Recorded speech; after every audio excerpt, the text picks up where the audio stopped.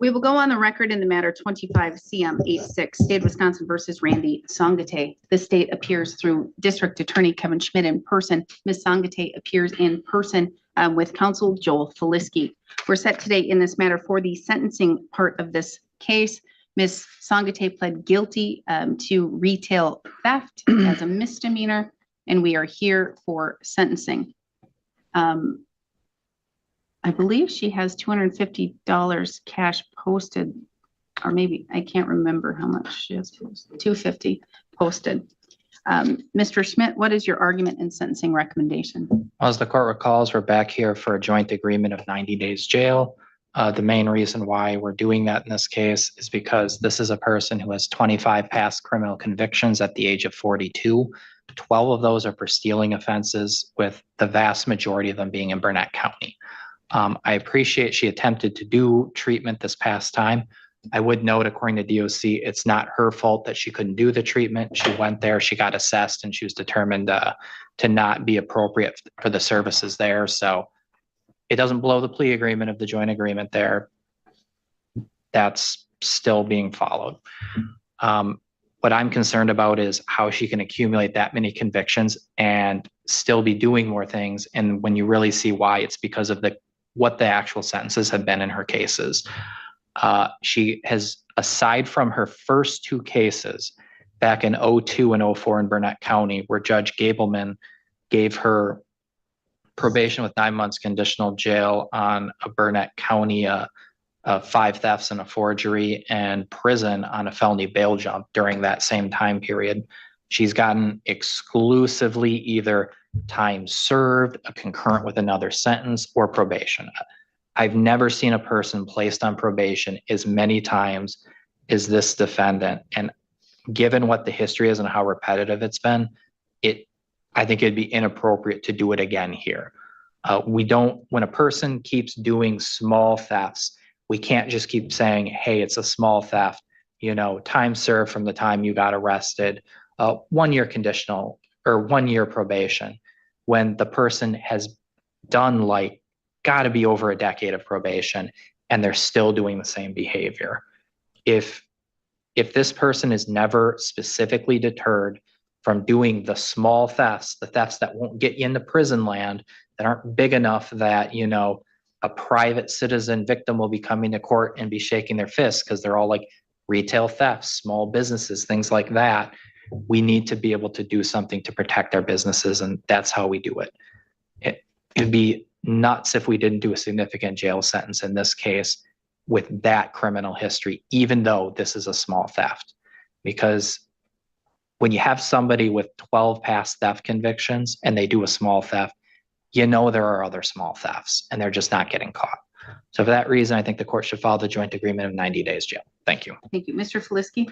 Thank you, Your Honor. I'll keep my remarks brief. I do want to first address custody credit here. I have the following dates that Ms. Sate was confirmed to be in custody associated with this case: May 7th until May 8th of this year, September 4th until October 2nd, again of this year, and lastly from October 7th until October 16th, adding up all of that, she would have 41 days of custody credit. I will also note, and perhaps there's just clarification here that needs to happen, I believe she actually has $500 posted for bail. There was an original $250 that had been posted. I see that was later amended to post an additional $250 cash on October 8th, and that appears to have been posted as well.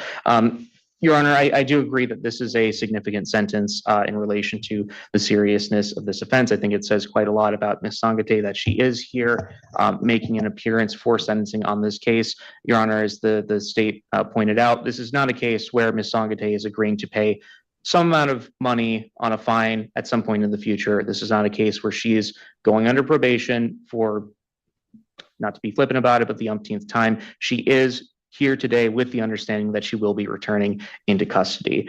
She has put forth an effort, Your Honor. I actually did not have contact with her up until very recently, but she has put forth an effort to reintegrate herself into the community. It's my understanding that she is actually currently employed at Danbury Lodge. She actually has her orientation scheduled for tomorrow.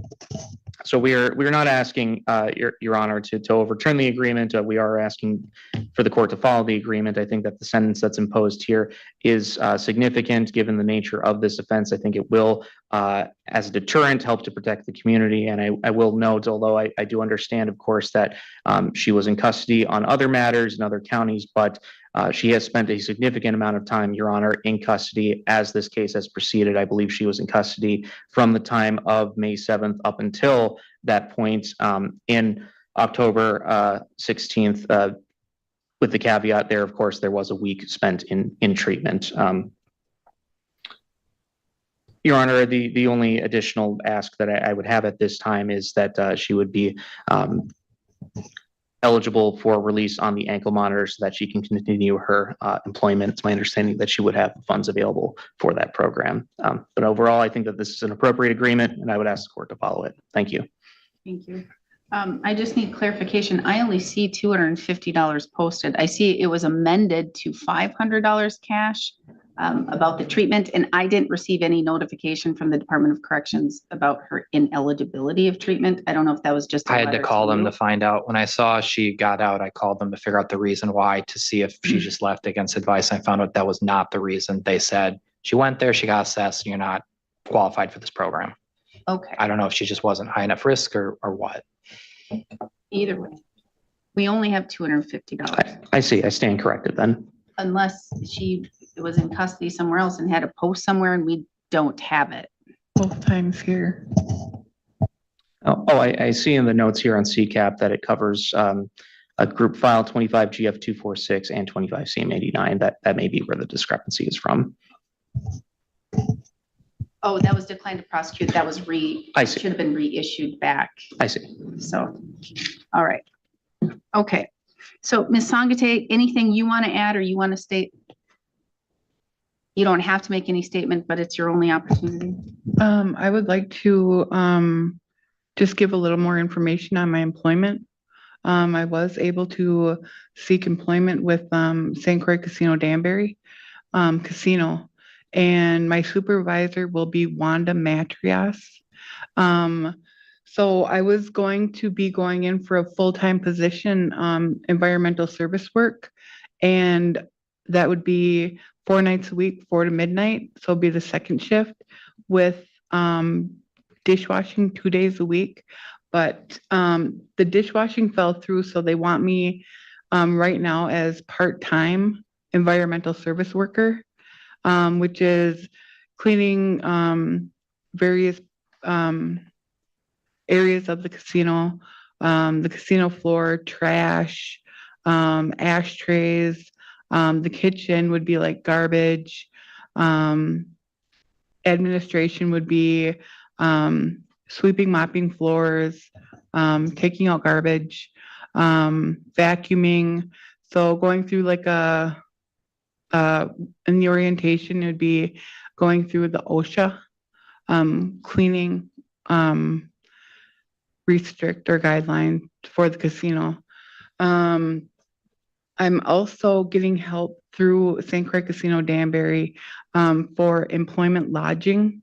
So it would be, I have my letters written for St. Croix Tribal Council and also seeking housing through St. Croix Casino or St. Croix Tribe, Joe Merrill. I have my letters in there.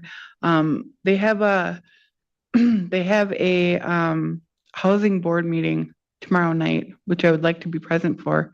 I'm asking for a Danbury apartment, which I know that there's 2 available, but right now they only see fit if I am lodged through St. Croix Casino, Danbury Casino Lodge, the old hotel.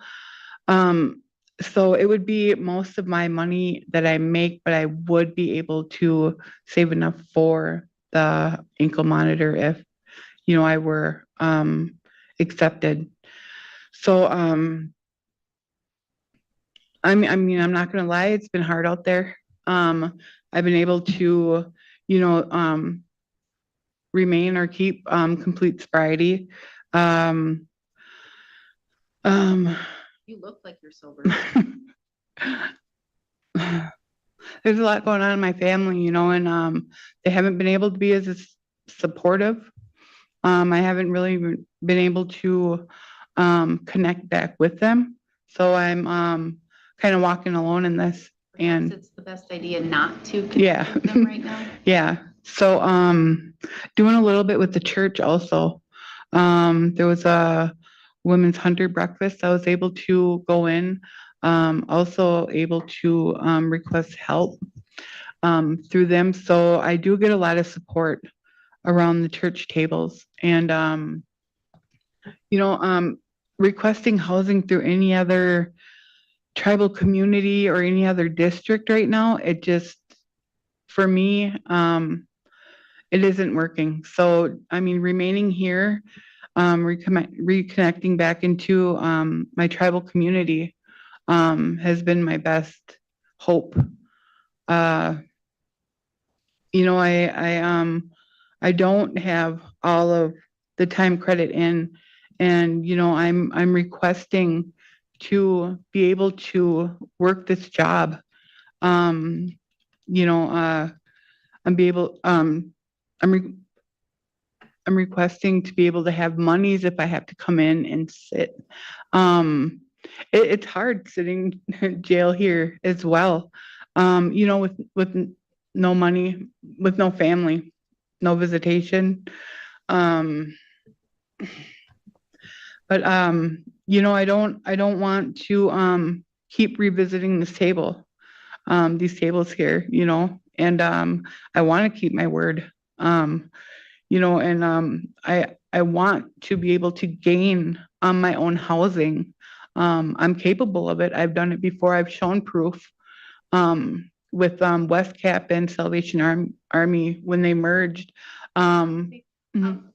I need to stop you. Oh, okay. Unfortunately, we have a timeline, and Okay. I am very happy to hear all of those things. And I am seeing you are sober.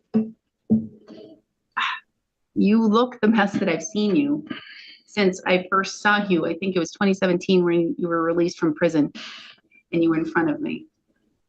Even then, after you were released, you quickly got back into that lifestyle. This is the emotional turning point of the hearing. After listening to Randy Sate describe her new job, housing efforts, sobriety, and support through her church and community, Judge Melissa R. Mogen acknowledges that she sees a noticeable difference in the defendant's appearance and attitude compared to previous court appearances. Legally, however, sentencing must still reflect the seriousness of the offense and the defendant's criminal history. The judge explains that repeated retail thefts cannot simply be ignored because the individual incidents are small. At the same time, the court looks for meaningful rehabilitation before deciding whether alternatives to jail are appropriate. What do you think? Should years of prior convictions outweigh recent progress, or should demonstrated change influence sentencing? Let's return to the courtroom as Judge Mogen explains her final decision. Hoping you're going to be in a position where you're going to change that, all right? I do agree that the recommendation is appropriate with the 90 days of jail. I'm not permitting the monitor right now, but here is why. Because I'm not having you, I'm giving you time before you have to turn yourself in, and I'm having another hearing, because here's what I'm going to do. You engage in the skills directed practice with Dave Hatch. You do that. I'm going to tell you, then I will very strongly consider that you consider your request to be on a monitor. Okay? Okay. Because I want to see you engage in this instead of putting you, because I can't, if I'm going to do 90 days in jail, I can't put you on probation. And if I can't put you on probation, I can't order programs. So I'm going to say, if you complete this program, that's going to go in very strongly towards the argument that the court allow you to sit the remaining time at house arrest with Huber and on monitor. Okay? It costs $100 and it's a 4-week intense program. Okay? So you need to contact Dave Hatch immediately, talk to your attorney, get this set up. If you do engage in this program, then I'm going to tell you that's going to be very, very favorable.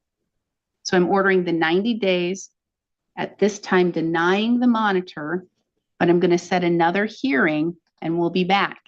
And then that'll be either the date that I say, okay, you can have a monitor, or you must turn yourself in. Okay?